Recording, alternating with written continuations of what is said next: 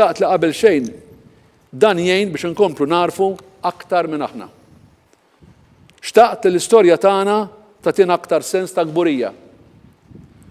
Xtaqt li nwasslu speċjalment liż-żgħażagħ tagħna kif sirna nazzjon. Kif pajjiżna u d-demokrazija tagħna nbniet ftit matul iż-żmien.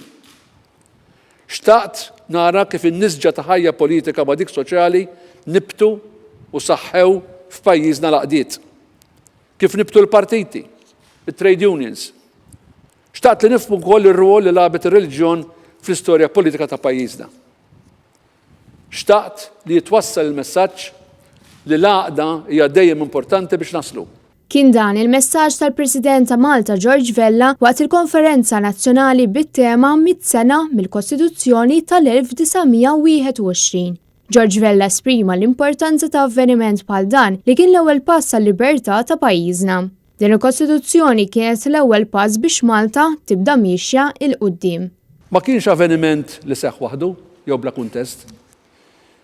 Wassal għalih il-fatt li l-Maltin kienu xabaw għaddejjin minn hekk imsejħin kostituzzjonijiet li kienu jassiguraw biss id-dominanza kolonjali tal-Gvern Ingliż u jivutaw b'kull mod li jgħaddu xi forma ta' tmexxija responsabbli lil Maltin.